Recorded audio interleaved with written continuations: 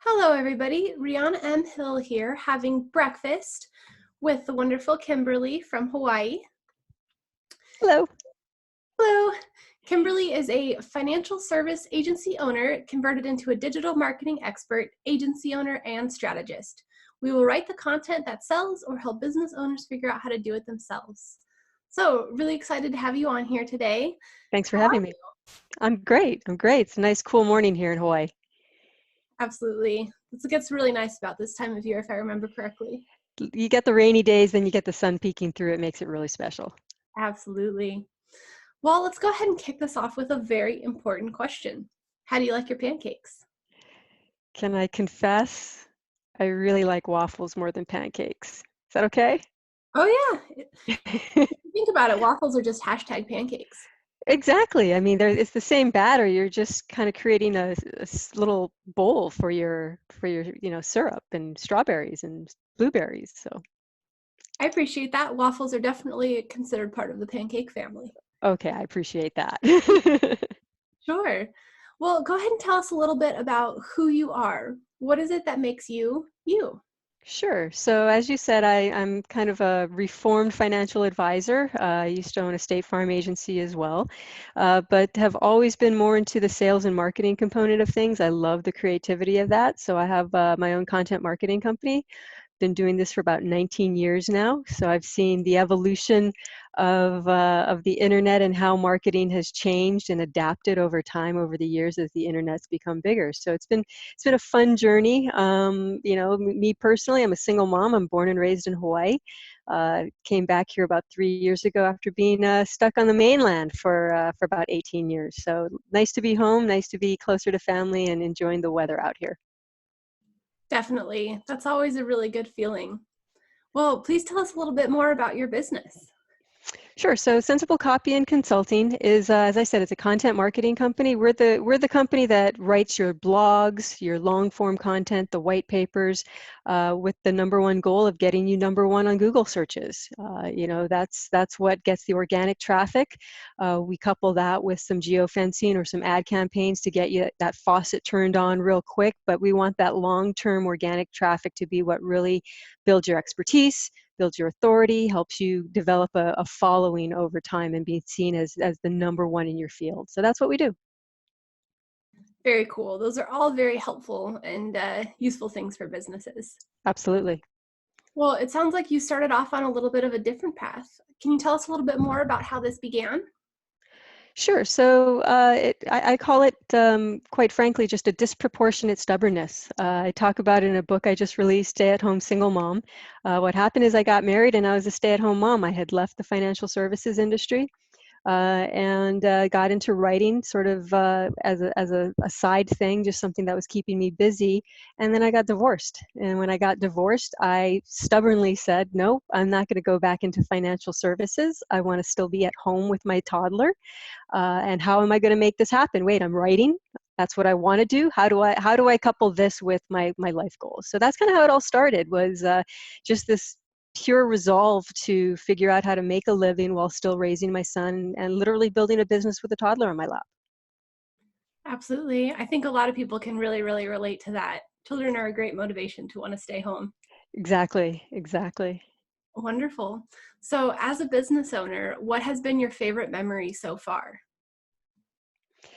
My favorite memory, I think, really it was when the book came out. It took about 2 years for me to go through the process. The writing of it wasn't so much the difficult part. It was um, picking up an editor, picking up a publishing house that actually picked up the book, and then going through the process of really how deep do I want to go into my own story? Because, it's one thing to always tout your successes, but if you're going to help other people, you kind of have to dive into your failures. And doing that and finally coming out with the book this past fall, and getting the feedback from people, I think was really kind of that pinnacle for me of, okay, there's merit in my career. I'm good at what I do, but there's also a story there that can help others, can help single moms, can help stay-at-home moms, which is really the next path for me, which is the next step for me, is to really start exploring that more. Definitely. I think that's a journey that a lot of people go through, and it can be very hard to face our failures, but a very important step to take. Absolutely. It's gut-wrenching at times, but once you get through it and people say, "Oh man, that was inspiring," it's humbling. There's a certain level of pride with it, but it's more of it's a humbling experience. Absolutely. Especially when you can get that word out there and hear back from other people like, yes, I've been there too. Exactly. Exactly. Wonderful. Well, in that same vein, what does being a business owner mean to you? I think it still goes back to the roots of being able to control my own destiny. And when I was in financial services, and pretty much everything in my career, I've always been in sales. I've always been kind of a commission-based career person. And so when you go into business for yourself, you control your own destiny. You're the person who says, do I want to get bigger? Do I want to make more? Or do I want to take a break this summer and just enjoy time with the kids? And for me, it's once I figured out how to align my goals and my priorities together with my business, it became a lot easier for me to set those goals and go after them, and just really control my own destiny moving forward. Wonderful. I think that's something definitely a lot of people can relate to. Yeah, exactly.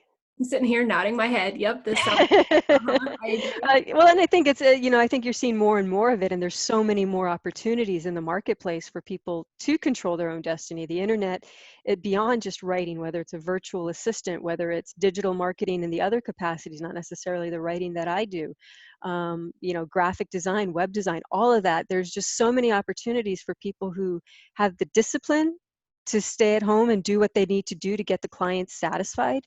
But if you do that, you can be anywhere in the world and making the income that you want to make. It doesn't matter. Absolutely. It's a conversation we've had a lot in the military spouse communities, as the internet has really opened up a whole new ability for this population that otherwise wouldn't have access to a lot of these professional jobs to be able to have that. So definitely agree with you there. It's a wonderful thing. Absolutely. Absolutely. It transports with you. Absolutely. Perfect. So let's dive a little bit now into some of the sticky stuff. What are some of the major challenges that you've faced in your business that you've had to overcome, or perhaps you're still working on? I think early on, and to a certain degree, whenever you do something new, there's that imposter syndrome that comes into play, especially when you're the lone person sitting in your living room doing the work yourself, and you get crickets from the client for whatever reason. And I think I found over time that the clients are busy. This isn't their number one priority. They're doing the widget making, and you have to start to develop a confidence just in the process of when you're working remotely, when you're working by yourself. More recently, I think the biggest struggle has been scaling, because I'm bringing more people in, I'm bringing a team in, getting more clients, raising the rates, and you have to do that. It's not as easy as it sounds of, oh, I'll just bring in 10 writers and we'll be able to have X, Y, Z. There's this balance of, do I have writers waiting to write and I don't have the clients, or do I have clients and I don't have enough writers? Are the writers able to deliver what I would? So there's that whole balance in scaling that I think I've struggled a little bit here in the last couple of years, and trying to figure that piece of the equation out to get to the next level. Definitely. I completely agree with that. It seems to be that scaling is a very common challenge of bringing other people onto something you've created. Especially when you're working in a creative environment, because you have your way of doing it, and if that's what clients expect, but you're now passing that on to somebody else, it might have a little bit of a different tone, a different feel. And a lot of what we do is subjective, so you need that client buy-in to that tone and that feel and that overall voice that's coming with it. So it gets a little tricky. Yeah, definitely. I can appreciate that. Well, another fun question. How's your marketing going? Well, as a content marketing company, I'm fortunate. I've been in the industry long enough that a lot of my innate clients come through referrals. But at the same time, as a professional marketer, I'm always testing different things. So we're playing with different ideas and different strategies, which has its successes and has its failures. And I think it's as you see new things coming into the market, where last year chatbots, everybody needed to have a chatbot, and how does that fill into your funnel, from the content marketing strategy standpoint? for me and for my clients. It's okay, how do these Google algorithms change what we do? And with everybody doing voice search and Siri reading the answer to you, how does that now convert into a selling point for our clients? Yes, we still want to have that snippet. We want to be that read back, but that's not necessarily converting into a sale. How do we get that next level? How do we continue to build that organic traffic that's going to sell something? Sure, yeah. A lot of difference between that quick, like what's going to help us out in the next few weeks versus, okay, this is going to be something that's more of a 5-year strategy. Exactly. And most of my clients understand that we're in it for the long haul, but you still need to, as things change, evolve and explain it to them so that you're able to kind of keep reaping the rewards of all of the years of work that you've been putting in. Absolutely. Flashback to the joys of trying to explain that Facebook is no longer just a college student application. Pretty much, exactly, Yep. exactly. It is the core place it's the core marketplace. I mean, it's taken over from Craigslist, from, forums, I mean, it's pretty much become the central point for everything that you start with. Even with content marketing, we're not necessarily posting long blogs on Facebook, but we're going to put the link to it there. We're going to try to get our viral shares there. So it's definitely, you have to evolve with time.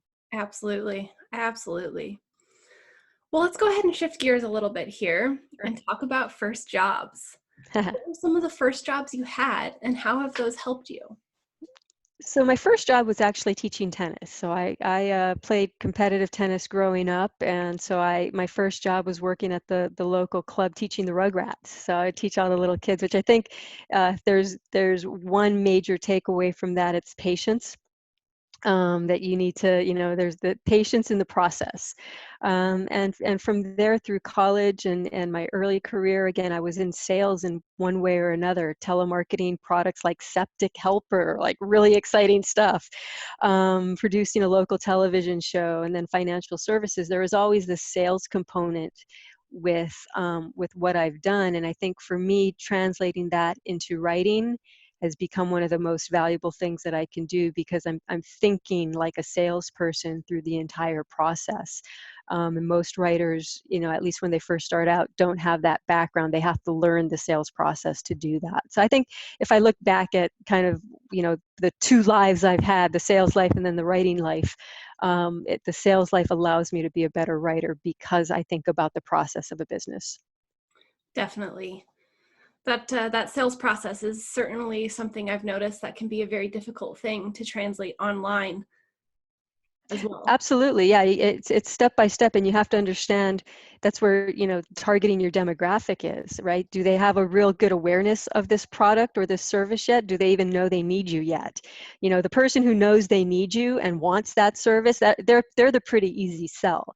But that's a small part of your marketing campaign. You need to get the bigger, higher end people, or people who are higher in the funnel, who don't necessarily know they need you. They might know they need something, but they're not quite sure what.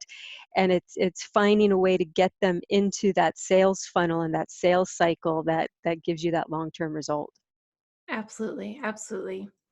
Well, knowing what you know now, what kind of advice would you give someone who's just getting started? Perhaps something that you wish you knew when you got started.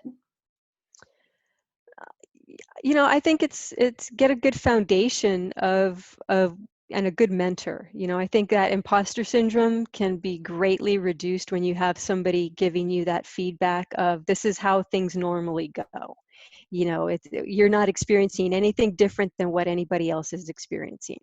When you go into a new niche, 10 years from now, you could have 10 years of experience, but you'll still feel like an imposter, at that point, because it's brand new to you.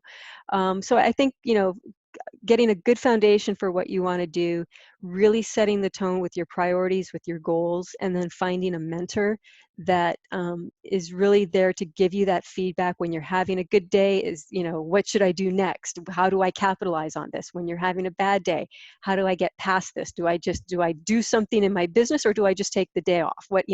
Kind of those little feedback scenarios, I think are more valuable than we give them credit, especially when you don't have somebody in an office next to you going, oh no, good job today. Or, you know what, why don't you take an extra coffee break right now. Just take 10 minutes. When you're in an office, you have that type of regular feedback. When you're working for yourself, it's not necessarily there. So you need to bring that in.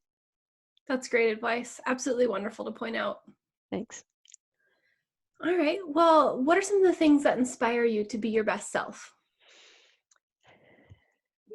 So cliche, it's my kid. My son's 17 now, but and I say it's cliche, but it's not. So in developing the whole brand and the courses and coaching program around Stay at Home Single Mom, the book, um, I came up with a hashtag called Inspire to be Inspired, meaning that we have to inspire others in order to inspire ourselves. And that sort of came about. My son's into these really awesome, unique activities. When he was younger, we were in an airport reworking old warbirds all the time. And I've been up doing loop-de-loops, and he, since the age of 8, has been in all kinds of crazy airplanes. And so I had this whole series of pictures there. And then he got into rock climbing, and I have all these series of pictures there. And what I realized one day is looking at these pictures is they were like the posters you see of, confidence, of somebody up at the top of a mountain and success and all. I'm like, oh my gosh, we have our own series of little like inspirational posters that are ours. And when I tell people about what we do and whatnot, they find it so inspiring and, interesting and intriguing. And it's just something I do because I want to be involved in what my son's interested in. I'm actually afraid of heights. So, to go and push yourself beyond something because you have a motivation bigger than yourself is really cool. So I like to remind people that you have to inspire others in order to inspire yourself. Oh, I love that. That's such a good feeling. Thanks. Perfect. Well, is there anything else you wish I would have asked you today? Well, you did ask me about the weather in Hawaii, but no, I think I love being able to talk to people about, setting their goals and setting their priorities, because I think once people get that honed in, the magic starts to happen. You stop fighting yourself when, your goal and your priority meet, because we all want more money. We all want more time with our family. We all, everybody says all of that, but not everybody achieves it. And I think that's because our goals and our priorities don't align well together. And when we do that, it just makes life so much easier, and you start to feel what they call that flow, and it just seems to happen. So I always love being able to talk about that. Appreciate it. Absolutely. Thank you for sharing. Well, can you tell everybody listening today where to find you? Where to find me? You can find me on Facebook at KimberleeVincent.com or Kimberlee D. Leonard, or Kimberlee D. Leonard on Facebook. Or you can find the Sensible Copy at www.sensiblecopy.com. So that's our content marketing company. Wonderful. Well, thank you so much for being here. We really appreciate it. Thank you. I appreciate the time. And thank you so much to our listeners. This has been Breakfast with Kimberlee of Digital Footprint Media. Have a wonderful rest of your day.